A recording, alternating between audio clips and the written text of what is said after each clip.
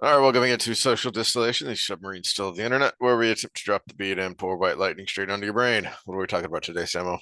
Well, I have the cheat book here, and as promised, we are going to talk about the three ladies, which this might be a sexy time with Sam episode because we have. I should have looked up the episode number when we debated polyamory versus Hmm. traditional marriage, because That was a while we, ago, yeah. yeah, it was in the double digits, and we're at 350 something now. So, yeah, it's been a minute, but we already have set precedents on what we both think on that. So look.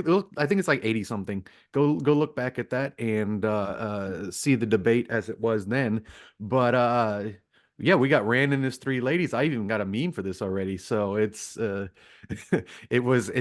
something of the effect of a woman and her three dragons, and it's like a dragon and his three women, and it's like, yeah. Well, I went looking as I usually do through the Q&A stuff, and there actually wasn't a lot pertaining to what we want to talk about as far as the characters. It was kind of as annoying as the Asmodean ones were. Literally, like I said, there were like 120 entries in the Asmodean Q&A, and only like five of them were questions that didn't have to do with who killed him. And so there was a lot of that, of not much interesting about their characters. It was more about the practical and the, hey, when she did this, what was that? Men's Q&A, it was lengthier, but it was mostly because of her foretellings. Hmm. Most of the questions had to do with her visions, not, a lot of ones about specific ones, but then also just generally how do they work. Um, so I wasn't sure that I would have when you texted me, I was like, I don't have much to say, but we can ramble, so we'll see where this goes. Well, let me make some general comments first. Sorry, I was looking back at comments, seeing if we had any comments. The first one is just great writing, right? Mm, So we have a storyline, which I would say give me a number somewhere around 90%, 80, 90% of the Western public would disagree with the decisions made in the thruple, the quadruple. Uh, and yet no one reading the story is naiving Rand because everybody kind of gets it because it was mhm. written so well. I used the meme on the last Wheel of Time episode that was a Lucifer thing where he's reading the children's book and it says, it says, the devil reading a children's book trying to, come across. That show was so well written, you could have a whole storyline around the Lord of Darkness trying to come to terms with his daddy issues using children's books as therapy, and everybody still loved it because it was fun and it was well written and it was well acted and all of those other things around Yeah. it. And that's our whole rant on the actual show is you had the source Well, material. You had something. yes. And if I'm gonna say, uh Lance, I hate that you love it and it's probably gonna go away at least after the next season. But at the same time, we all have those shows. Yeah. I loved Manhunter. It lasted 2 seasons, and I wish it had that third season that would have closed it all out. And that's the thing. It was supposed to only have 3 seasons, and they never did the third one. Mm. But apparently I was in the minority, right? Because if there was more people watching it, then it would have gotten that third season. If you're in the minority, then you have to ask why. And it's Yeah. probably because of the things we're saying. So we got what aggressively bad opinions. Well, if it doesn't last, apparently our aggressively bad decisions or opinions are the norm. Yeah. And we have Wheel of Time, which again, second to Lord of the Rings in sales, with a protagonist that has the most awkward love. story. And I'm rewatching Vikings now, and he does it differently. He has the serial what is it called? Serial monogamy, I think is Mm. what Sapolsky would call it, where it's like a few years and then the next girl and then a few years and then the next girl and then a few years, but he's always faithful to them in those few years. And Well, it just that's what's so interesting about the quadruple is in a in certain settings speaking of shows that didn't last, Marco Polo. Oh, that was a Um good one. That was a yeah, good one. Yeah. I can't remember which Khan that is. It's not Genghis. It's because it's the But grandson. yeah, it's So it's Chinggis. Genghis. Yeah. So he has a harem. Of course he does, because he's a freaking emperor that ruled, geez, When he had to try to outdo his dad. a quarter of the world's landmass, I think, including the parts of the world that were unknown, the New World, the Americas. But when you look at the Mongol Empire, it's ludicrously large. And so, yeah, of course he has a harem. He's a freaking emperor of the largest empire known to man ever. And so, in that kind of setting, because you are in a quasi medieval setting, it wouldn't be abnormal the for an emperor, which is what Rand is, to have multiple wives or to have a maid wife and concubines, as Khan does. In Marco Polo, one of the main characters is his head wife. In Uh, fact, one of the failings I think of the series, the book series, not the show, the book series is in a continent that vast, I was surprised there wasn't a society that had that as the norm.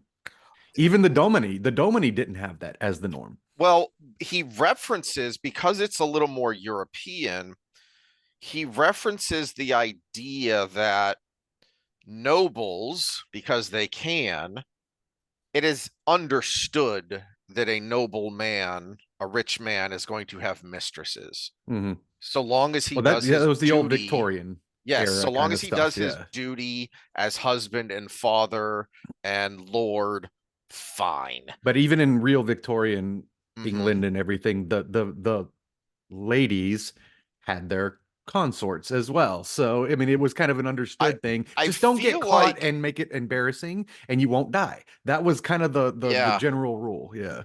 the even the Aiel, who do have multiple wives, it's not a harem. It's No, no, different. it's sister wives, which is Yeah. yeah, they Um, made he made a whole world around that. And actually that is maybe he kept it out of the West to make that contrast happen a little I bit better. suspect so, Yeah.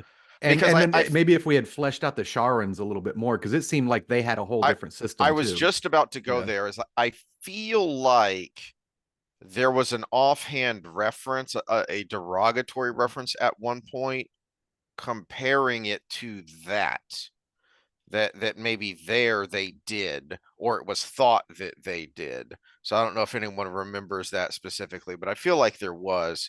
But to me, that is what is so interesting. One of the many things that is interesting about it is, so my son was in town. They came to surprise mom for Mother's Day, Ooh, it's such a and surprise on Mother's Day. exactly. Well, she didn't know they were coming down to visit. So he has gotten through Shadow Rising now. He just finished Shadow Rising, which is fun because I get to talk to him about all the terrible ways they ruined it in the show because he's gotten through that point. But as I repeatedly tell him, uh, when he asks things, and I get to do, I get to do the thing that RJ did for decades that annoyed us, which is read and find out. But I do repeatedly remind him of something that is a main theme of the books, which is I will say he has an advantage. The read and find out is the books are all written. RJ would exactly. say it when they're not all finished No, yet. he is still in the middle of it. Yeah. Yeah, it's great going through the Q&As, and you see from 1994, read and find out. Man, I'd have hated to have been the guy that asked that question. But anyway, but one of the recurring themes of the books, one of the ideas of the books from a mechanical point of view for RJ as a professional author was, let's take tropes and turn them on their head. You Hmm. know, that the subversion, subverting expectations is a big buzzword of modernity, except they do it crappily. Jordan did it in interesting ways. Okay. He took the tropes and he turned them on their head. So, for instance, getting to the actual point of what we're supposed to be rambling about here, Elayne. All three of Rand's love interests are a trope. Elayne is the princess and the farmer, except it's not. He turns it on its head because ultimately Rand isn't a farmer. Ultimately, he's bigger and more powerful than Elayne is, and she Hmm. is the daughter heir, eventually queen of the most powerful nation on the continent. And but that's so the relationship is turned on its head because yeah, but he's the emperor and the messiah figure. So you actually get that turned on its head. Um Well, we talked men, about this with Nynaeve and Lan, right? Nynaeve yes. is the strongest woman in the series, right? And there was no way anybody but Lan could be her man, and that was necessary, and that was a storyline in and of itself. Hmm. Is you needed the ultimate man to be with the ultimate female of the series, and she was the ultimate mother, even though as of the end of the books she'd never had a child, right? But she's probably going to, Yeah. because they're breaking the Aes Sedai tradition of actually being married and being a couple, you know.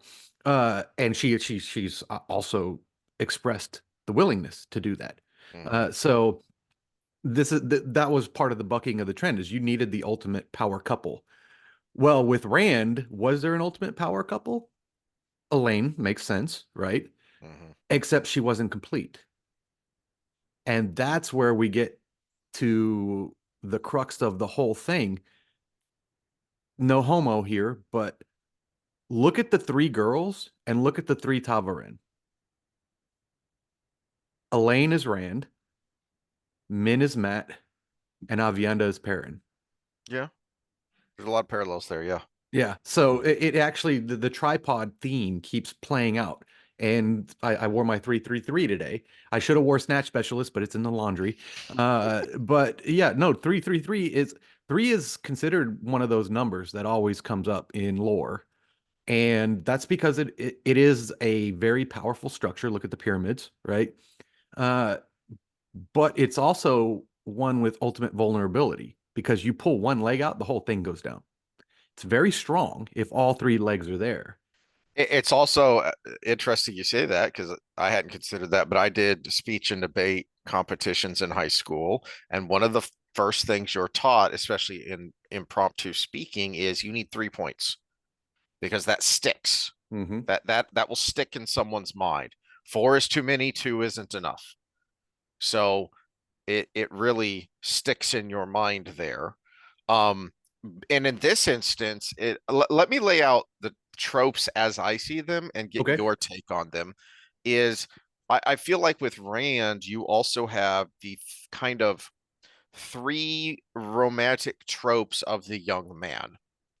So first you have Min, first, as in that's the first one he meets. Even though Elayne is the first one he's romantically involved in. But Min is that I would say even deeper. The first one he even thought of that way is Elayne. Yeah. we get points late. We get points throughout the early books where he thinks, why am I thinking about Min? Is of I just met her. It was so brief, blah blah, whatever, right? Um, so he is thinking about her, but it takes a while before he thinks about her in that way. But the way I see her is she's the college girlfriend. You went to a small town, and I meant that you generally, but actually that applies to you too, is you grow up in a small town. Yeah, yeah. You, So just so everybody knows, I have dated all three of these women. uh, I I want to say the small town. I think the class before us was the first class that had over 100 graduates. We had Uh, 101. yeah. Oh, so okay, so it was ours. Hmm. I know it was I don't either. know about the class before us being bigger or not, but we Yeah. had 101. Yeah. Okay. So it was around that time. So that's how small of a school we went to is that was a big graduating class, 101. Ooh. Anyway, see, you're the small town. You think you know what your life is going to be like. Then you go off to college, and now suddenly you're meeting new and strange people. And this is the first new and strange person he meets, and she makes an impact on him, and he can't stop thinking about her. So she's the college girlfriend.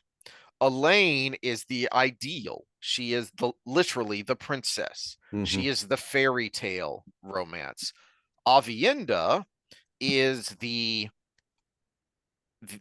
the opposites attract. The the hot and heavy on again off again romantic trope, Hmm. because they are almost from the She's the fiery beginning. redhead. Yeah, that's the other trope for her. Yeah, She's the yeah. fiery redhead. Is they are almost from the beginning butting heads, and you're like, they are going to kill each other or have sex, or and at times it seems like they're going to do both. Hmm. Maybe at the same time. I don't know what they're into, but to me, those are the three tropes of them. But then, of course, he turns all of them on their heads to varying degrees. Um, like Well, Min because we turn. okay, so Min, we'll take Min, turning it around her. She's the small town first girlfriend, yokel, right? But she's the philosopher. Yes. So she becomes the like ultra educated one. When it comes to at least that because Elayne is educated in the formal way, but she becomes the one I can't put a book down. You know, uh, Avienda actually finds her softness, Mhm. and we get that she wants to have a baby, that kind of thing, which a maiden of the spear would be like, oh my God, no, you You know. know what? I just thought of this. I don't think I talked about this when we were talking about Avienda and her storyline during the read, but that's a good point. Is that what do they do for each other? And obviously, we talked a lot about Min and Rand and what they do for each other, especially what Min does for Rand and how much he needs her. I hadn't considered before that Avienda needs to learn that softness because she's not a maiden anymore. She's a wise one. Hmm. That means that that softness is going to be important, because as a wise one, you are kind of you need to fill a kind of motherly role for a whole clan. Hmm. And she definitely doesn't have that early on and has to learn it. Yeah, and so we see with Elayne, she's the one that officially gets pregnant in the story. But even the whole time, she talks about her babes in her belly and everything. But even the whole time, you still get the impression that she does it as a duty. Mm, And she's like, yeah, I care about the babes in my belly. Oh, but look at the decisions she makes. Oh, they're going to survive, so I'm going to do this. mhm. It's actually very little love there. There's very little attachment there. They're going to survive. Everything's going to be okay. That they are the power couple, as the Hmm. term you used earlier, and she definitely embodies that. I feel like in a lot of ways Rand is the more feminine one of that relationship, because to him there actually is romance there, and we get from his points of view that he thinks very fondly of her. Hmm. Whereas with her, yeah, she becomes what a lot of us were annoyed with Fail about earlier on, Hmm. in her and Perrin's relationship, and Elayne like turns that up to 11 in a lot of instances. Yeah, which is the best thing about this latest reread we did was I started to appreciate Fail, Hmm. and that transferred to Elayne. That annoyance, and it was I feel like that was a growing up moment, like being a 40 something year old man versus Hmm. the 25-year-old man that read those books. It was like, oh, I get it now. Okay. Yeah, the princess isn't always the goal. It's the yeah, Perrin got the better end of that deal. Yeah. And Um, poor Matt. yeah, who knows? Who Um, who knows? We didn't get the Outriggers. yeah, yeah. Speaking of, so there was where do I want to go next? So let's go with So we kind of touched on them individually, Giggity. The group as a whole.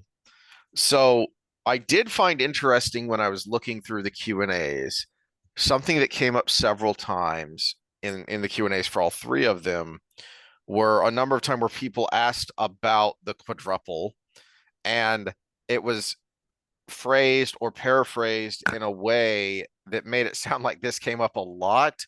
And from testy women who would ask a question phrased in the way, essentially phrasing in a way, how come Rand gets to have three women and there isn't a girl who gets to have three guys? Basically, is what the question was. Or there was a strong implication of unfairness, of misogyny. And it dawned on me, oh, modernity isn't new, it's just more widespread. So, once again, one of the many reasons RJ has to be canceled. There Um, are societies where there are multiple husbands. The Inuits, for instance, have two husbands, and they're not allowed to go whaling together because one might die. So there, well, and no, there is okay, but a I, where is it? Somewhere in Tibet, I think, or near that area, mhm. where there is a severe girl to guy ratio problem, where there are bunches more guys than there are women, and all the brothers marry the same woman. So at least no matter who makes her pregnant, it's the same genes.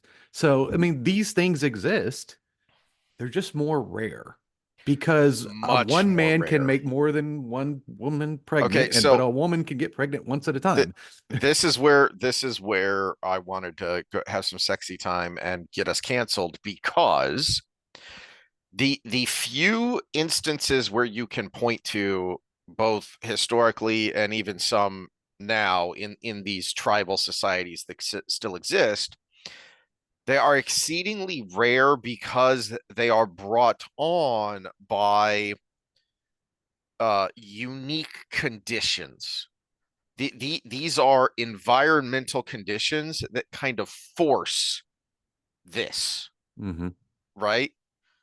Generally speaking, not generally, the overwhelming uh instance, both historically and where it happens now, of polygamy, of a harem, is one guy and multiple women.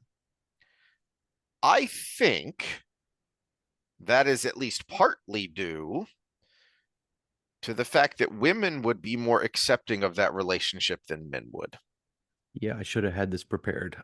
Keep talking. And part of this is, I've referenced this before, but it's been a while, is one of the first times I listened to Chris Williamson. And the reason I said, oh, I've got to listen to this guy more is because he said something. And here you have a uh, British, you know, atheist, not American Christian conservative. And yet he's saying something that I've been ranting about and or thinking about for years, which is, yeah, men and women treat sex differently. The act itself is different.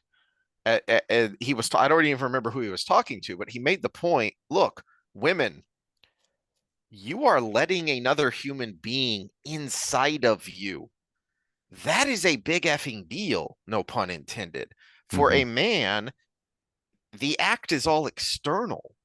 That is undoubtedly one of the reasons psychologically we treat it differently, is because it is different physically.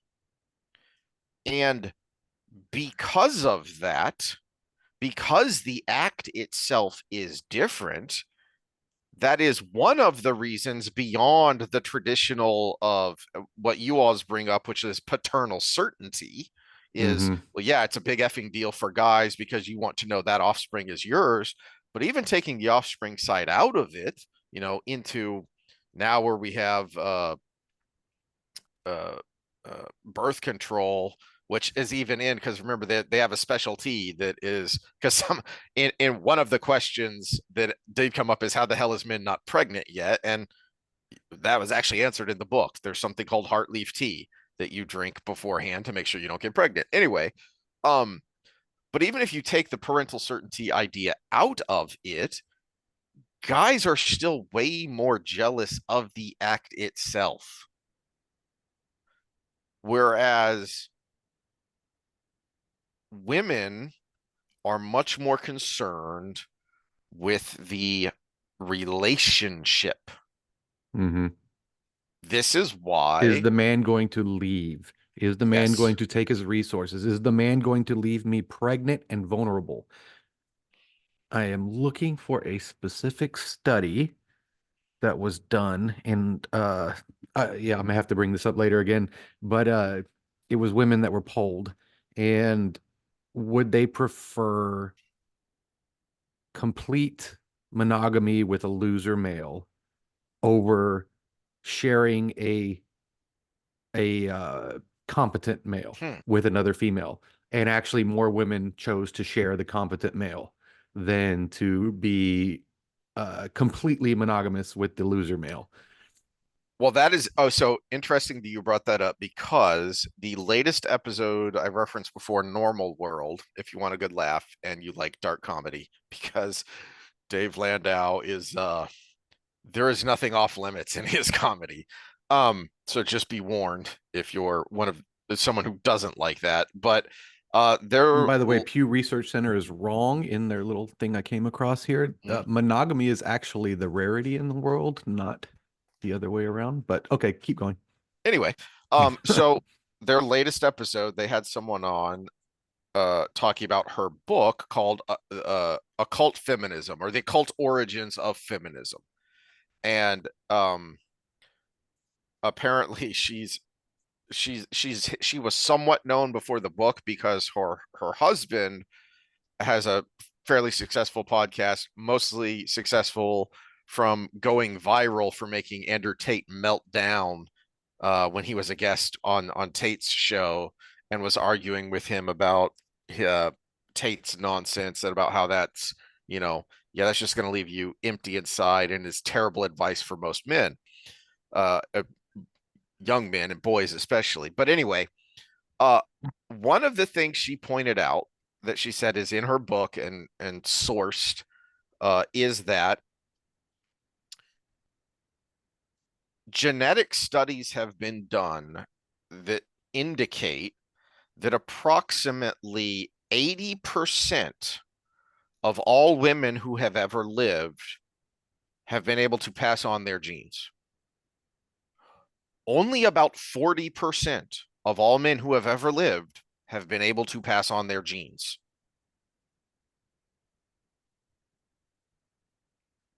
Wait, Yeah. say that again. Say that again. Approximately 80% through genetic studies, approximately 80% of all women who have ever lived have been able to pass on their genes. Mm-hmm. Only about 40% of all men who have ever lived have been able to pass on their genes. Mm-hmm. We are evolution's playthings, my friends. Yup.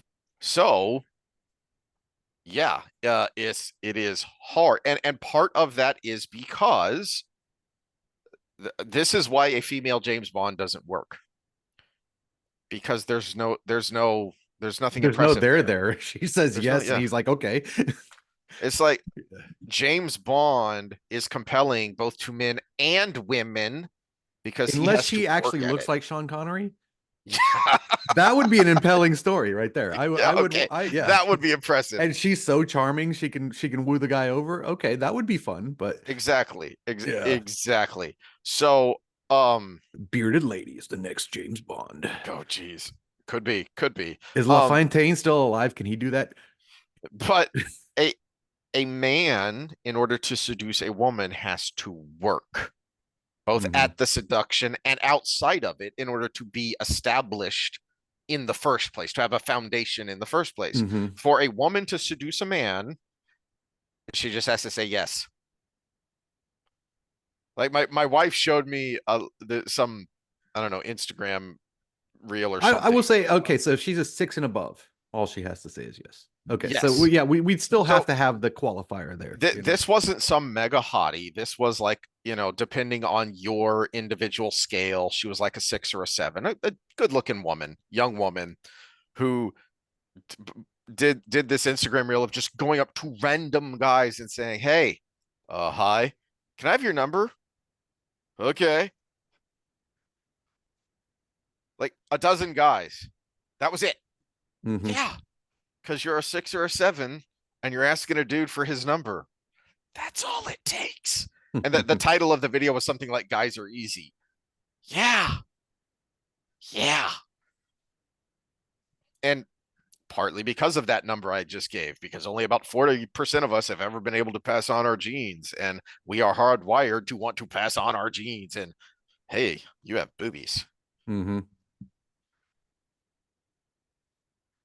Okay, so just quick, I'll have to check the source here, but I think it's referencing the study I'm thinking of, but there's a study where men and women asked people on campus whether they would sleep with them randomly. The woman had a 75% success rate and the man had a 0% success rate.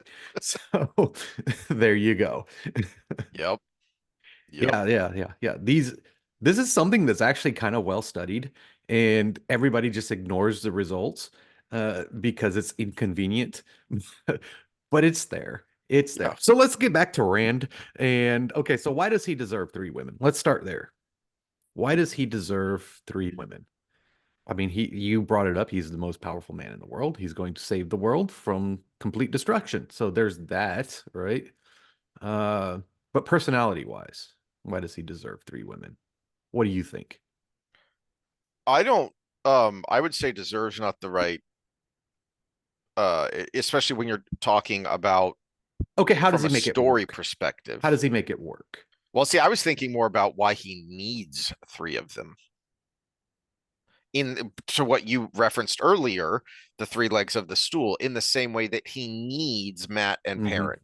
Okay, They aren't so just his let's go one at a pals. time. The least interesting to me is Avienda. So let's start with Mhm. her. Why does he need Avienda? Other than the fact that she's a connection to the IEL. Well, the connection to the Aiel is a biggie. Hmm. Um, but she is the more difficult one because she is the more almost forgotten one. I feel like, especially when it comes Which is funny to, because she's the one that Sanderson wrote the best, yeah, and and, she's still the most forgotten one, you know. and he said he had to work at it really hard. He found her difficult, but we complimented him on his Avienda scenes. Hmm. Um, but story wise, I would say he needs her because I think she does it accidentally because she doesn't have the wisdom of uh of Cerelia, who is Hmm. literally doing this when she talks to Cadsuin, but she is accidentally teaching him about hard versus strong because she also has to learn that lesson. Hmm. And so that is something that is a journey they finish separately, but they begin together. Which is funny because they learn it at approximately the same time, but he Mm, learns it with men in the room mm. because of the Simmeridge situation. And she learns it at the exact same time when she goes to Rydian again. And yeah, it's no, I agree with you there. She needs to learn that she needs to be softness for her people, and he needs to learn that they're not just a spear. And It, I hadn't really thought about it before till you posed the question, but I think that is part of why technically, literarily, they are butting heads. She is the fiery redhead. mhm, She is the, will they, won't they? How in the world are these two together, couple? Because um they do fight a lot. And I think that is part of it. It is that fighting, it is that constant conflict that is what is helping them both start this journey that they don't realize they're on and that they need to go on. mhm, Um, Elayne, I think, is easier because we have the example of the beginning of the Shadow Rising and her literally tutoring him on how to be a king. mhm. She is the one that is going to open his eyes to the wider world and this is how the world actually works versus how you think it works or how you want it to work. Mhm. And that is a big part of what he needs her for. Because even when they're separated for a very long time, those lessons stick in large part because of who the instructor was, someone that he was emotionally attached to. So that helps those lessons stick more. Hmm. Yeah, And then interest does play a huge role in learning, oh which yeah, sounds like it makes sense, but it's more complicated than you would think it is because you could say I'm so interested in this, and then you're doing it and you have to rep it out and drill it, and you all of a sudden lose interest and your mind starts wandering and everything. A little harder when the subject or the presenter of the subject is someone you know, will you go to prom with me, Miss Davis? Is uh, who said that? Never mind. I don't that want to was know. that was Varsity Blues. Varsity Blues. Oh, I thought someone asked our Miss Davis. Uh, No, no, no, no. Varsity oh boy. Blues when they went to the strip club out of town and the teacher was the stripper. God, I forget about that. Yeah. I Miss forget about that. Davis, will you go to prom with me? Our Miss Davis was not a no. No, no, no, She was no. a few years away from retirement. Yeah, yeah, yeah. No, Um, we got the wrong Miss Davis. or the right one. I keep meaning at some point to sing her praises because as a teacher, she was awesome. Um, anywho, because she cared about writing and writing Hmm. well, and that is a big part of what we are kind of ranting about here. When I meant to do it when I ranted about why modern young writers suck, and I think a lot of it is they just were never taught, Well, yeah, and and she in made sure to hindsight, teach you. I hated that class and I Yeah. did not do well in that class, and you know it. You probably read my paper that got me in no points. But I should have wrote something on Wheel of Time Mm, because it was the only literature I liked at the time. And I would sit out in the woods and just read that, even though it was the fifth time I read it at that point. yeah. And yeah, I should have done something on Wheel of Time. And all of this talk, I actually had that thought. I should have. It's like, wow, if I could just go back, I would just talk about the things we've been talking about, and Mm, I would have had an amazing paper. yeah. Um, men, I think we talked about ad nauseum during our regular episodes Ah, yeah, because but there she's were my just favorite. it, and Well, just there's so much of her. here's why I think she does need to be talked about today, though, is when you talk about romance and romantic love, she was the embodiment of that for Rand. Mm, mm, And when you look at the tripod, she was kind of the odd one out when it came to that's a good point. who's amongst the three who is in a relationship, because we have Avienda and Elayne basically being sister wives, and they just kind of accepted men in because they had to. Avienda is culturally predisposed to this arrangement. Elayne doesn't like it, but to your point earlier, even when you see her when she's pregnant, and it's well, she's a queen and Rand is the frickin' dragon, so okay. Hmm. Min, you see in her conversation with Elayne before they leave Saladar of, yeah, this isn't my idea of what I wanted out of a romance either, but hey, here we are. But actually, I think when we think of this is the problem with the English language. We have one word love, where like the Greeks have four words for it. Mm-hmm. When it comes to eros, which is the Greek romantic love, she's the only one that embodies that. He respects Elayne and he respects Avienda, That's but true. he actually truly loves men. And that to me really hit hard because we see that in the Simmerage scene where the one he actually truly loves is the one he has to look in the eye while he's choking her to death. Hmm. Yeah. Um,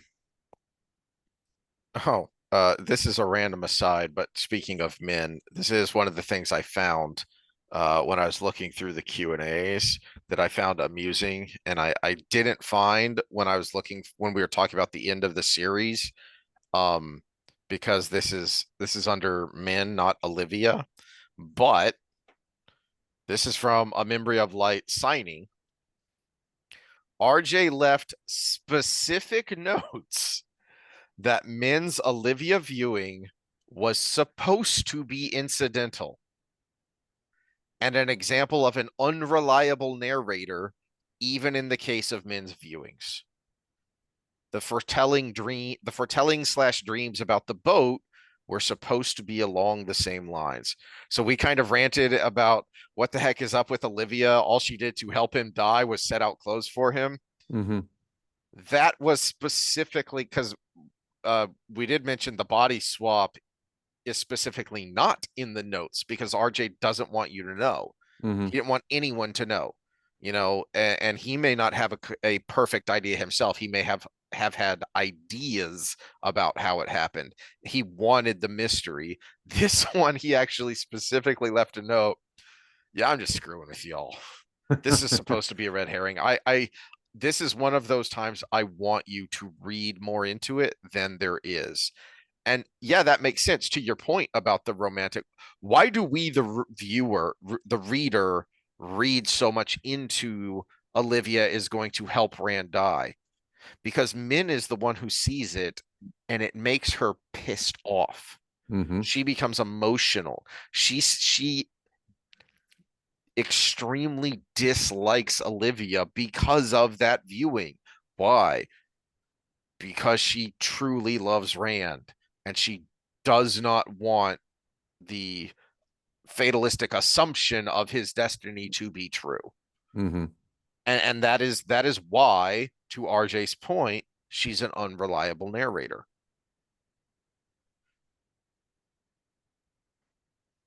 Which makes Okay. me want to I my wife keeps making fun of me. Are you going to reread it again? Well, of course I'm going to reread it again. Yeah, yeah, But yeah. especially Definitely. I'm gonna reread it when I'm in my 60s. but especially Yeah. in light of all the things we've talked about, over, a couple of years now of rereading the whole series and now with my son bringing up stuff that I hadn't even thought of. And yeah, I'm going to reread it again because now I've got all these thoughts and I don't want to pick this out. But again, how many times with a foretelling in general, but Min in particular, when it comes to Rand, how many times is she an unreliable narrator because she's too close to the situation? Well, I mean, but let's look at her viewings in general. So it's a talent in the cheat book, and we get it from the series as well. Is this is not something of the power, right? Hmm. This is something that's Hmm. there. It is an awareness that she has, just like Perrin with the wolves, right? He is aware of their thoughts. He is aware of the dream, which is connected. Now we don't get a connection with her in the dream, which I kind of would have liked to see, but we don't get that. But to me, that makes it no surprise she is the philosopher because she is looking deeply into every situation.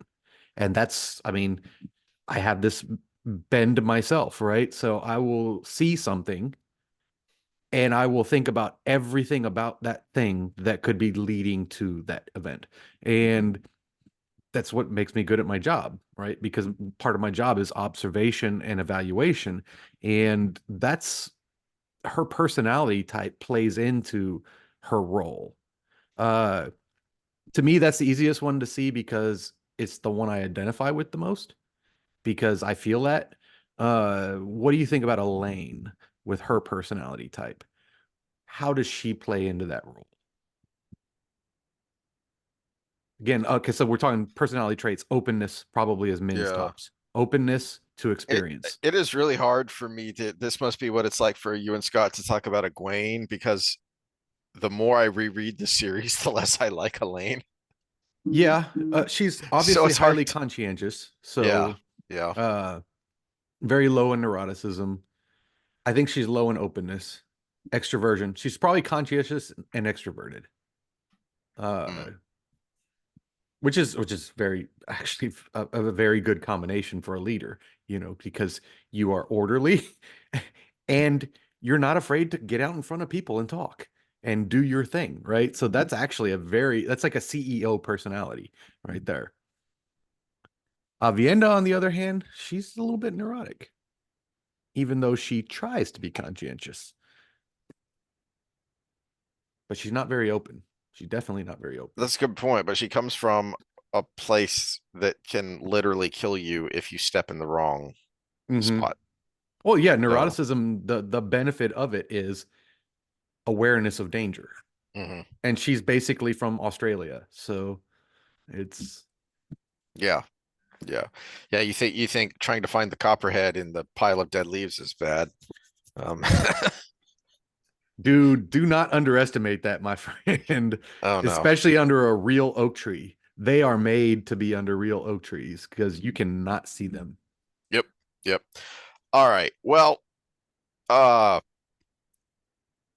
I haven't gone looking. I'd be curious what our younger and newer viewers and readers have to think on the quadruple, because I don't recall seeing a lot of uh distaste for it back in the day on the forums and the message boards. But I would have to think there is a lot now, to the point that that was a big part of our speculation about the series. Is I don't think Rand's going to end up with all three. I think they're splitting them up. And No, actually, so I'm still convinced we're going to get a season four. This is where I think the younger writing room doesn't get it because I think they're trying to set it up with Elayne and Aviendha getting together mhm, because they cannot fathom a world where the the two the two can be with the same guy and not be lesbian. mm. Does that make sense? That oh, so you just reminded me of a point I meant to make about um the inverse harem, is that it would be very difficult for the overwhelming majority of men to accept that, unless it's a situation like what they had in the show, where you have Mm-hmm. bisexual men, and then they're okay with it because they are romantically attracted to each other. Yeah, but the In the case of problem is, Alana and her two yeah, warders. but the problem is you're mixing up sexuality with relationship. Yes. And one of the big things with relationship, I'm thinking as I'm talking, so bear that in mind as I'm slowing down. One of the big things with relationship is passing on your genes versus sexuality, which is fun. Mm. And this is what they can't parse out. What is my loins being fired up in this situation versus what I'm trying to do as a long-term goal? And that's where the gender or the sex difference comes in because from a male perspective, parental certainty is important. So the Alana situation is fine because they're not trying to have children. But if we're talking about Rand and his three girls, that's part of the play. And yeah, and when we talk about relationships in general, that's why it doesn't have to be a bisexual situation between the two females. Because as long as they're faithful to his parental certainty, there's no problem. And as long as he can take care of them resource wise and attention wise, then there's no problem there. And yeah, you're mixing up two things. You're mixing up, you know, there's gay dudes out there that, I mean, what was the old Roman thing? Women are for procreation, men are for fun, right? That's the Supposedly, but supposedly, yeah. I mean, it's there dubious probably if were that was actually a pockets. thing. Yeah, there were Yeah. probably pockets, they probably followed Pan or whatever, it's just, but Um, yeah, you're well, you're you're mixing up two things and these younger writers can't figure it out because they've conflated the two things. all right, when you say you, do you mean me particularly or the general you? General you. Okay, Yeah, yeah. No, the because people who are analyzing these things. No, we've talked enough. I know you yeah, understand what I'm and saying. Yeah. um but it was so. But it's interesting that you say that because it just dawned on me. This is actually one of the few things they did well, but we ranted about it because it was so obnoxious. Because as we kept yelling, whose story is this? But the Alana and what's his bucket story after Yvonne died, that was actually well written. Because, Mhm. yeah, that would be a big emotional scar that in much the same way of when a couple loses a child, and that oftentimes destroys that marriage. Eh, because we are so emotionally scarred, we don't know how to live with each other anymore. And that was a lot of their scenes in the Two Rivers of how do we how do we keep going on when it used to be us, Mhm. Yeah, right? yeah, well, because when you lose something, anything that reminds you of that something is going to be very hard. And if the person you're with reminds you of that something, like you said with a child, that's probably going to be the most common Hmm. thing is, okay, so you and I are married and we had a child and the child passed. Well, you remind me of that child every time I see you. And that's going to be very, very, very difficult because now I have a negative emotion every time I see you. And if Hmm. I have a negative emotion every time I see you, I need five positive emotions to overcome that. And give me five positive emotions that overcome Yeah. losing a child, right? It's not going to happen. And if you But make it through that, that's what's so interesting to me that just dawned on me when you were talking is they the writers do seem capable of understanding this idea, but there's this there. opaque wall of cognitive dissonance they can't cross. Well, it's an experience gap. Mm. I think they know what they want, but they've never been there, so they don't know what it looks like. Does that make sense? See, I think it is so one of my favorite To, to me, it's the phrases. freaking breakdancer from Australia. Okay. She understands, she has a PhD in breakdancing, you know, but she doesn't know what it really is. One of my favorite phrases in literature comes from Thoreau, and I believe it's from On Walden Pond, and it is locked inside a dogmatic cage.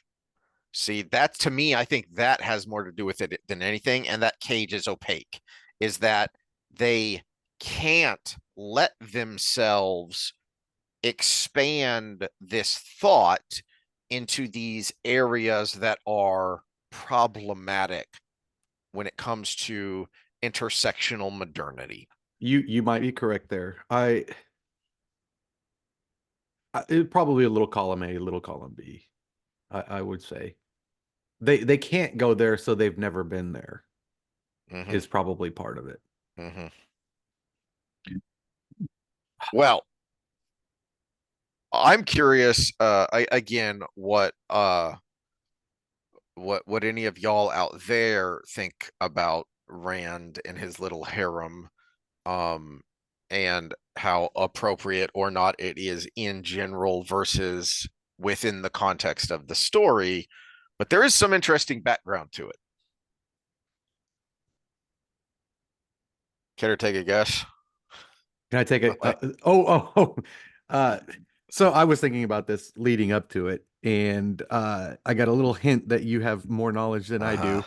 I was like, Jordan wrote this so well, and I hesitate to be personal, but I've got experience as well. And he wrote it so well that I think he has experience himself. He absolutely did. Now, and I did not know this, which was had kind of surprised me that I had never come across this before.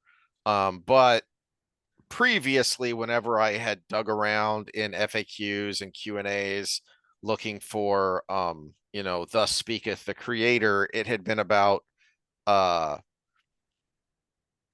it had been about uh plot details basically. And not as much about inspiration, right? Uh, so when I this is a quote from Dragon Con from 2005, and there are a number of instances where he shared this story before. So there are different, slightly different wordings out there where he shared this story previously. When I was much younger, before I met Harriet, I had two girlfriends simultaneously who arranged my dating schedule between them.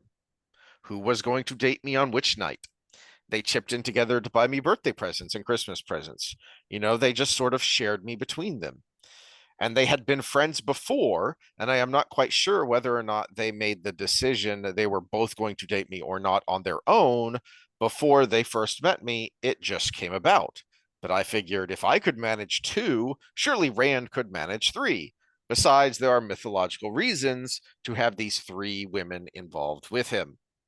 As far as my view on this with Harriet, I have many more than three women. There are so many facets to her personality. She quite often makes me dizzy. I am quite satisfied there. About how she feels about this, I suspect you want her answer. I seem to remember her saying to me, "You do remember this is fantasy, right?" And I think it was an accident. She was holding a carving knife to my throat. Just coincidence, but I am not sure. That's why you date a bipolar girl. It's like a threesome every time. So, yeah, nope, totally factually based. When he was younger, had two girlfriends who knew about each other, and I get the subtext to me there is that this wasn't like super casual dating. Probably in today's day and age, because of his age, we would call it casual. Um, but I get the impression, at least at the time, it was more serious. If you're talking about buying Christmas and birthday presents, then you're together for a while Hmm. and you're relatively serious. And they not only knew about each other, but helped coordinate things. So there you go. He was a I man had of many no idea it was talents. based on reality. I didn't know pipe collecting would be such an impressive sport. That was the most interesting thing I found when I was going through the Q&As. Um, Mostly again because I had never heard that story before in all of my wanderings on the various forums and message boards. So what I want to know now is Harriet would talk about him. Uh, she would know what character he was writing Mm. based on how he was acting that day. Did she ever get worried when he was acting like Rand? I did come across when we were talking about last time. I didn't mention this, but I found this amusing. Is that because this was after he had passed, and so in one of the more recent Q Pour and one out for A's my off homies. the yeah off the three last books, and someone had basically asked her if she ever felt insulted that um RJ had said repeatedly that he draws his inspiration for his female characters from Harriet, generally, or from, as he said here, specific parts of her personality.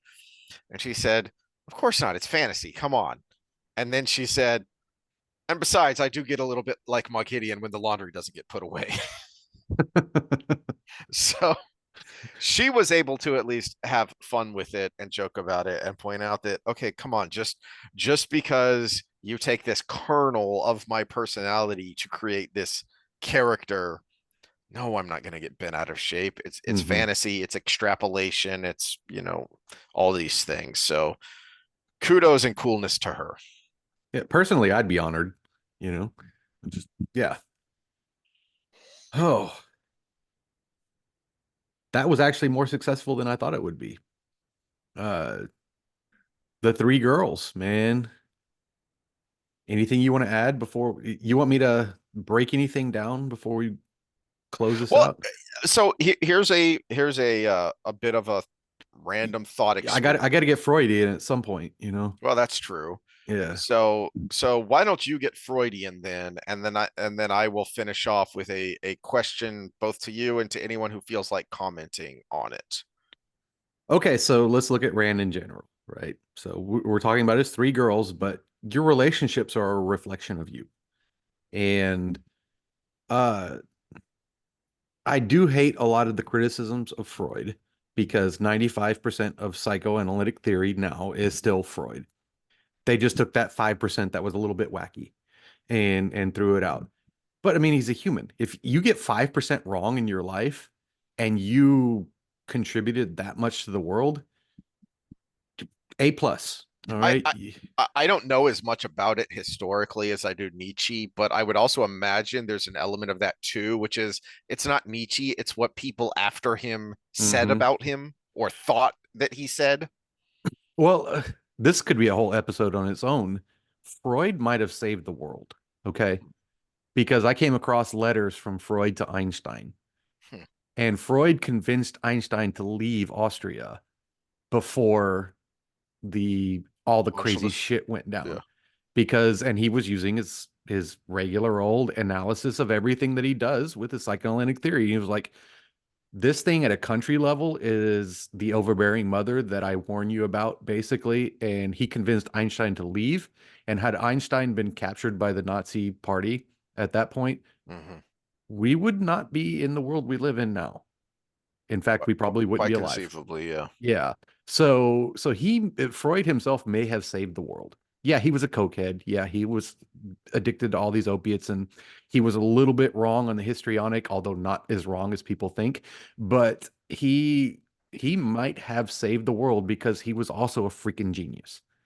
And what he mapped together was that your past determines your future and your relationships are a reflection of that, right? Mm. And so what we have with Rand is he lost his mother very early, right? So he didn't have, well, everybody says you date your mother, right? Uh, well, what happens when you don't have a mother? Are you a little lost? Hmm. Are you looking for, are you actually more honest? Is my question. Are you okay? So I want this or I need this. Let me use the word I need. He needed Elayne because Elayne filled this void that the education, uh the fast track to being a king because he basically ran away from Warrain in book 3 and shows up again at the end of book 3 and takes over a country. Yeah, just random thought here that just dawned on me, and I don't I wish I would have thought about this when you asked me specifically about Elaine, is you know, there's also got to be a bit of a um emotional psychological boost to, hey, dang it, I'm the hero, quote unquote here. I should get the princess. I should get the girl because the prophecy of my destiny sucks. Yeah, yeah, yeah. But No, yeah, yeah. You want it to be worth it. hey, at least I get the princess. That's That gotta that's be that's worth something. that's part of his emotional struggle the whole time is Yeah, my death worth it? yeah. And we all know, we you and I know as men, when there's a woman involved that is worthy of my sacrifice is worth it. Hmm. We Hmm. we both have gone through it, right? And so she plays that part. Avienda comes in. Well, his mother was a maiden, and he needed to learn how to be strong because he was physically strong from being a farmer, but he was emotionally weak because he'd never been out of his hometown. And so he needed to be strong. So he got that from her. He'd also never been stressed because Ebbins Field is very idyllic. Hmm. And he needed someone who would stand up to him. And then we have Min, who, as boyish as she was the softer side of him. Mm. She well, I mean, she would sit in his lap and just, do the giggly things and make him just feel human again. And there's no surprise that it was him almost killing her was the end of his I'm being steel because she had been working on that and softening his steel the whole time. Mm, Every time she would sit in his lap, we would get a picture from his own mind of how nice it was. But I can't think about that. But it was good still point. wearing away at him and wearing Yeah. away at him and wearing away at him. And then finally, he almost does the unthinkable. And, it tapped into something evil, but at the same time, it was an awakening moment. So Freud was right. We do look for these things in somebody. And usually we have a model of it. Because even I mean, in this day and age, in the Western world, our problem is fatherlessness. It's not motherlessness. Hmm. And so we almost all still have that model, and Rand did not have that model. So if you don't have that model, there is no one person because you're going to be looking for everything. And that's what he got.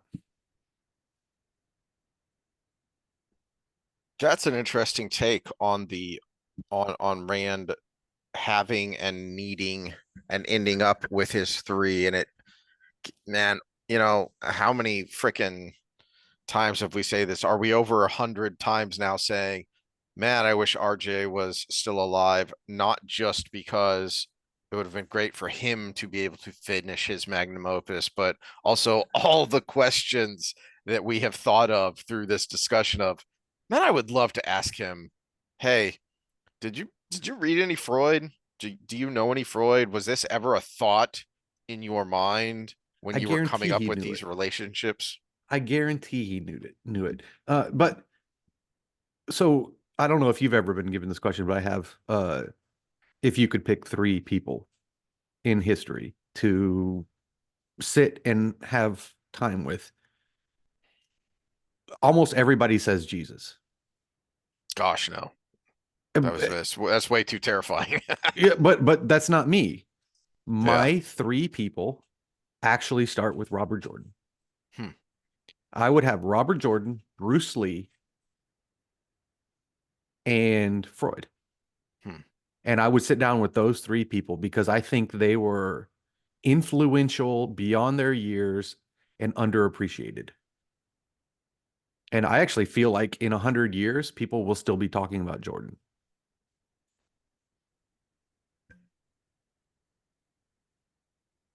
I mean, how far are we from The Hobbit and The Lord of the Rings? We're getting darn close to 100 years. Hmm.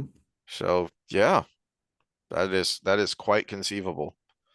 I mean, Um, honorable mention would be Socrates, but you know that's right there. But yeah, yeah. Hmm.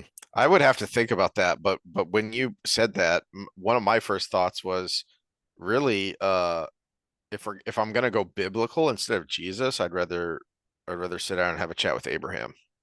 hmm, that is interesting. Yeah. Because of, and this actually connects to what we're talking about here, is, as I've said before, I think a lot of the Christian conservatives are giving Jordan Peterson a hard time unnecessarily because, as I've said, um, we used to understand collectively as a people, as a Western people, that even if you disagree about how factual the Bible is, you understood that it was important and true with a capital T in the philosophical sense, right? And so when Peterson talks about the the Bible stories as literature, that's not an insult. That's not belittling.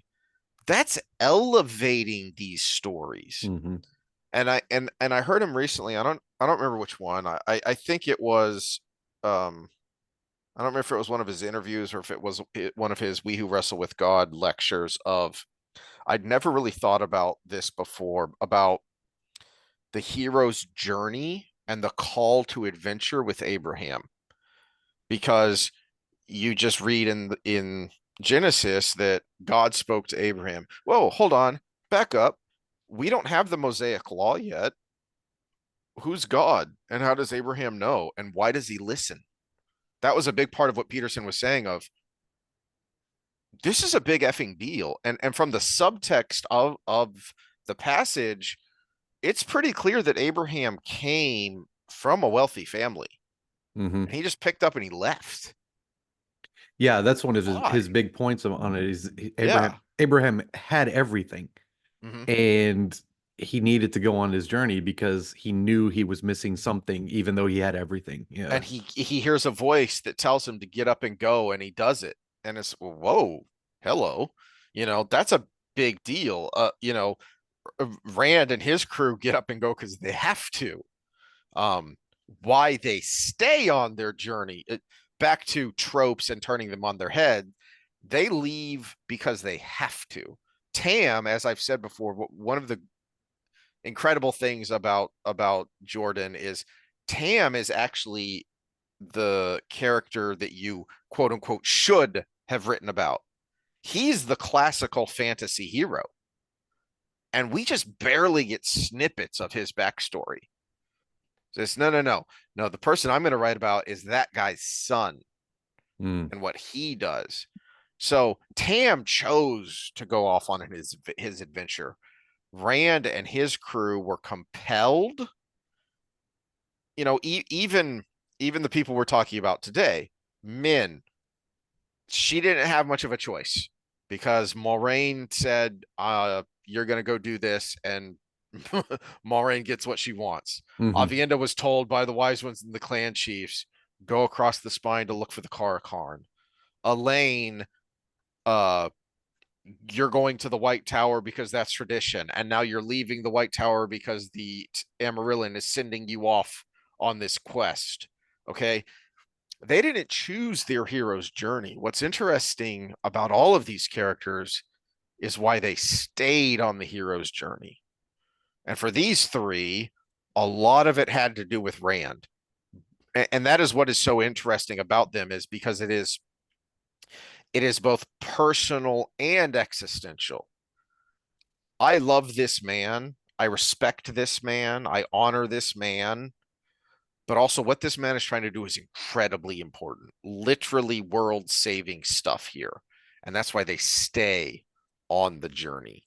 And that is very interesting about all of these characters, but these three in particular. But so, my final thought on these three characters in particular, something I found interesting just scrolling through, is on some Q&As, some signings, and some convention panels after A Memory of Light, where Sanderson was a little more open in his answers, and several times he was asked, "So what happens? What happened after the last page? What happens going forward?" And he paraphrasing, but he would basically said, "Well, there were a few notes on the outriggers, and most of you know what those are. Um, and I'm not going to speculate or talk about that because, as Harriet had said, um, Jordan was very firm that I forget the term they use, but he didn't want anyone else writing in his world. Hmm. And there's a term for that in the literary world where you go into someone else's, which is kind of funny because that's where he got his start. Is his big breakthrough was writing Conan novels. Hmm. Um, but he didn't want that. And so as much as we've criticized him, I appreciate Sanderson for respecting that.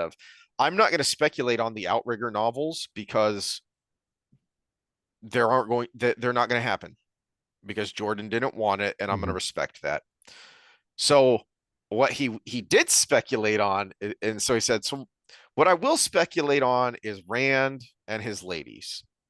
And my speculation, both as fan and author, is I think Rand went and traveled the world, which is what he's thinking when he leaves.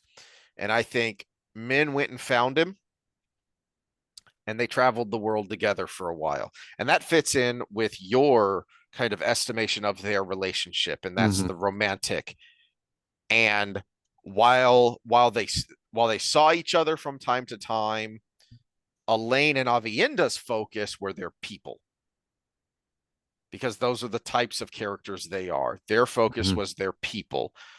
Andor and Karheen for Elayne, and how to integrate the Aiel into this new world for Avienda. And then after a while, maybe a couple of centuries, since they're both channelers, maybe a couple of centuries of ruling and guiding their people, they retire and then they go find Rand and they live happily ever after together. So I'm curious what anyone else out there, if you have thought, so what happened after you closed the book of A Memory of Light, and what do you think happened? Do you agree that that's probably a pretty good assessment from Sanderson of how at least these four characters ended up, or do you have another thought of how things might have gone? Yeah, that's interesting because it makes so much sense. And yeah, it is Min is the, I hate to say it this way, the here and now. And the other two are the what needs to be. Uh Well, but that's which also which very actually would make true sense from a literally. what would it make sense from a lifespan standpoint because Min will Exactly. die. Yeah. Min will die very Way young sooner. compared to the Hmm. others. Yeah. Hmm. Yeah, that actually I just that saying that out loud actually hurt a little bit. Gosh, that makes me want to go rewatch Highlander, because what some of the one of the best scenes in Highlander is when he's with his wife, who's he still looks exactly like he does, and she's all old and gray on her deathbed. Yeah. Oh man.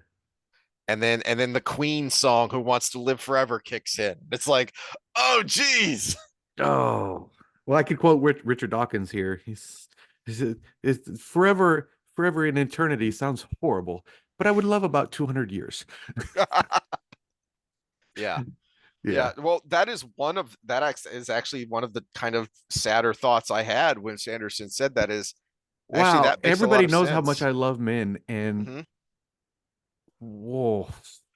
Which besides the fact that this is fitting with their two characters of Elayne and Avienda, that they would be very focused on their duty, is because of the dynamic of the three of them. I also feel like they would be of the opinion of she needs to have her time now because we'll have plenty of time later. Yeah, except I'm with Al Bundy. I know women and they're like, yeah, she's gonna die. All right, well, Oh, yeah, I was trying to make that funny at the end, but no, this is actually that thought hit me hard. mhm, This is the great thing about the Wheel of Time mhm. is I just had an emotional reaction that was like a real life interaction, just talking about something that you freaking ruined for me. You're welcome. Yeah, I know. It just oh. Of course, we've had relationships with these people since 1990, Eight, whatever you started, you know. eight for yeah, 1998 for Eight me. for you was 92. Yeah, I was about 12. Yeah, 92 for me. So, yeah, so we've had relationships with these people in our heads for that Yeah. long. Well, I've And said before that uh when I heard that he had passed, it is one of the very few times that I have ever choked up, gotten misty eyed, hearing about the death of someone that I'd never met. mhm. Um, Well, the reason I picked my three was because they were all people that died before they were done. mm, mm, And I would love to sit down and talk to them about what was next. mm. Oh, yeah, that is a good point of why, besides all of the, hey, were you thinking about this? Hey, did this mean that? Questions I would want to ask is, yeah, definitely high on the list would be, so how would you have finished it? Hmm.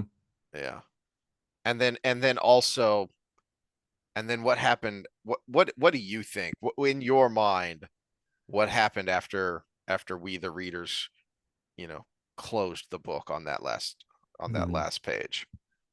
Yeah. Well, hopefully y'all out there have happier views because we just took a downturn. Um, No, but it's a good one because when something hits you that hard, that means it was worth it. yeah, Like when yeah, you have to cancel plans with somebody and it actually hurts, mm, that tells you those plans were something good, right? That person means something to you, right? And the same thing here. The fact that that thought is like it hits you deep somewhere, that actually means it was worth it. And that's why these things are still talked about. That's why we're on the Mhm. interwebs yelling at the clouds over this thing, you know? Yeah. All right. Well, that's all we've got for this time. Let us know what you think about these meanderings. Next time, who the heck knows? And then the next few weeks are going to be kind of busy, so not sure what our schedule will be. Uh, but we'll Yeah. try and get a few episodes in Did we here and decide there. which Dostoevsky book we're going to read? No, we haven't. So since we have such a large and loyal fan base in Russia, you let us know I was which. thinking The Idiot. Yeah. That might be fun. Because that one is the one I know the least about, probably. Okay. Okay. Yeah, so that might be a good one. But you let me know. I've got the whole, yeah, this side collection right there. So like, Um, well, my first thought was brothers because it's so much like this that is dynamic, shorter. That is shorter too. So but yeah. but also very much this dynamic of Okay. the Oh, the brothers Kasparov.